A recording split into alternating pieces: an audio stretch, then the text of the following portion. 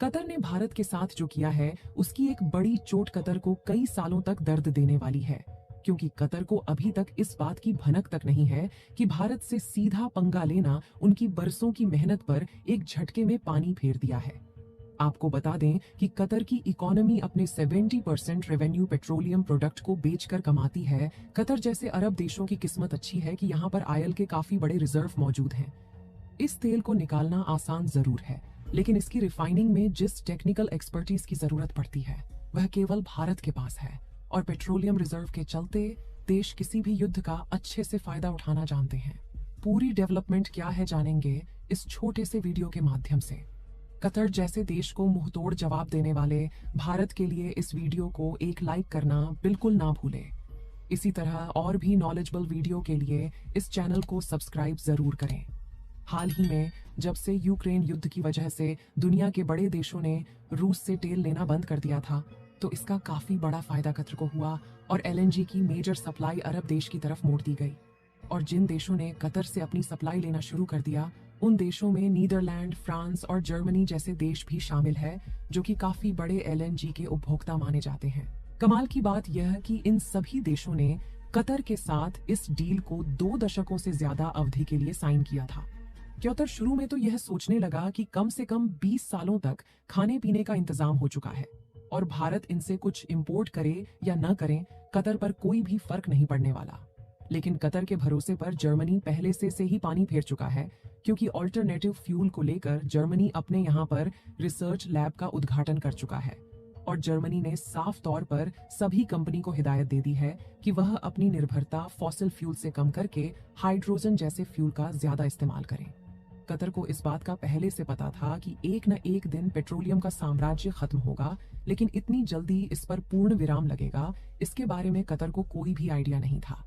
और यहीं पर भारत पिक्चर में आता है। लेकिन सच तो ये है कि पेट्रोलियम का इस्तेमाल कभी भी पूरी तरीके से बंद नहीं हो सकता, क्योंकि अगर पेट्रोलियम से चलने वाली गाड़ियां बंद भी हो जाए तो भी केमिकल इंडस्ट्री को पेट्रोलियम की जरूरत हमेशा पड़ने वाली है।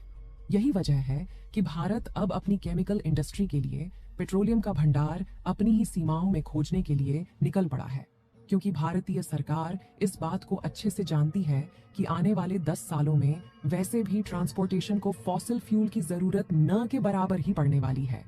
इसीलिए एनर्जी डिमांड को पूरा करने के लिए पूरे भारत में सोलर और विंड प्रोजेक्ट के अलावा हाइड्रोजन और बायोफ्यूल का इस्तेमाल एक बड़े लेवल पर शुरू हो चुका है। मतलब साफ है कि अगर भारत फॉसिल फ्यूल के इस्तेमाल को कई गुना कम कर दें तो कतर समेत सभी ऑयल प्रोड्यूसिंग देशों के खाने के लाले पड़ सकते हैं। हाल ही में हाइड्रोजन के प्रोडक्शन के लिए एक तकनीक निकाली गई थी, जिसमें इलेक्ट्रोलाइट से लेकर हाइड्रोजन इंजन को डेवलप करने के लिए भारतीय सरकार ने काफी बड़े आर्थिक सपोर्ट का ऐलान किया था। दरअसल फ्यूल ऑफ द फ्यूचर यानी कि हाइड्रोजन को लेकर भारत एक बड़े एक्सपोर्टर बनने का टारगेट बना चुका है। जहां यूरोपियन देश हाइड्रोजन का इस्तेमाल बढ़ाना चाहते हैं, वहीं भारत इन देशों के लिए एनर्जी सप्लायर का काम करना चाहता है। यही वजह है कि कतर के बुरे दिन अभी से शुरू हो चुके हैं। हालांकि इसका दर्द कतर को आज से करीबन 10 साल के बाद पता चलेगा। राइटर्स की रिपोर्ट के मुताबिक भारत यूरोपियन यूनियन को 10 million ton green hydrogen supply करने के लिए बातचीत शुरू कर चुका है। वहीं सिंगापुर भी भारत से 5 मिलियन टन ग्रीन अमोनिया और 1.5 मिलियन टन ग्रीन हाइड्रोजन खरीदने की उम्मीद रखता है। वहीं Reliance, Adani, JSW, BPCL, Indian oil corporation LNT और एनटीपीसी जैसी भारतीय कंपनी ग्रीन हाइड्रोजन के प्रोडक्शन में सबसे आगे है।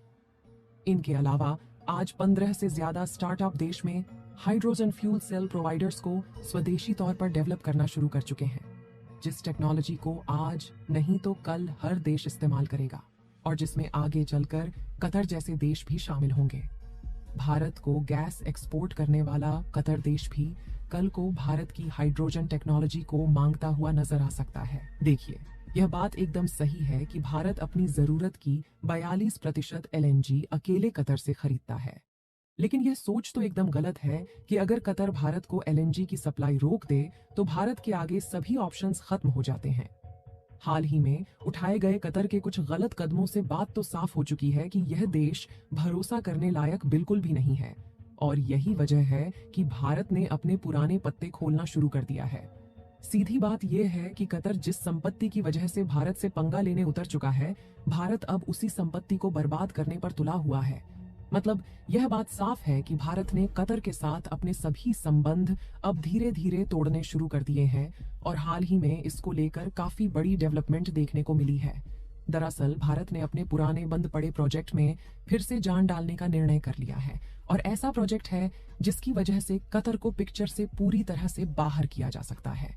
दरअसल 2019 में भारत ने मोजाम्बिक में एक प्रोजेक्ट में 30% हिस्सेदारी ले ली थी। यह प्रोजेक्ट इसलिए ज्यादा इंपॉर्टेंट है क्योंकि मोजाम्बिक के अंदर 64 ट्रिलियन क्यूबिक फीट के LNG रिजर्व पाए गए हैं। कंपेयर करके देखें तो कतर के अंदर कुल 843 बिलियन क्यूबिक फीट के LNG रिजर्व है। इसके मुकाबले मोजाम्बिक का रिजर्व काफी छोटा जरूर है, लेकिन आने वाले 30 सालों तक भारत की डिमांड पूरी करने लायक काफी है। साल 2019 में शुरू होने के बाद कुछ सिक्योरिटी के चलते यह प्रोजेक्ट बंद कर दिया गया, लेकिन हाल ही में भारत ने इसे फिर से शुरू करने के लिए अपने कुछ डेलीगेट को मोजाम्बिक भेजा है, जिससे कतर की गुंडागर्दी खत्म की जा सके, जो सिर्फ ऐसे देश के कहने पर शुरू की है जो कि दुनिया भर में कटोरा लेकर घूमता है। बात करें भारत की तो कुल 20 मैट्रिक टन LNG भारत को बुक करना पड़ता है और इसमें से करीबन 8.5 मैट्रिक टन LNG के लिए कतर से बुक की जाती है। इसके लिए हर साल भारत कतर को करीबन $17 बिलियन अदा करता है, जिसका इस्तेमाल कतर भारत के खिलाफ करने लगा है। मोजाम्बिक के साथ डील एक तरह से भारत लिए भी नुकसानदायक है। कतर से LNG इंपोर्ट करने में फिलहाल 18 दिनों का समय लगता है, वहीं LNG मोजाम्बिक से मंगवाने में करीबन 30 दिन या कहें कि 1 महीना लगेगा। इसका मतलब है ज्यादा शिपिंग खर्च और ज्यादा समय, लेकिन इसका इलाज भी भारत के पास है और शायद जल्द ही आपको भारत LPG गैस यूजर्स को लेकर भी काफी अच्छी खबर सुनने को मिलेगी। आपको क्या लगता है, कतर के साथ संबंध तोड़कर भारत अच्छा कर रहा है या नहीं? अपनी राय कमेंट में जरूर बताएं। इस वीडियो को यहीं पर खत्म करते हैं।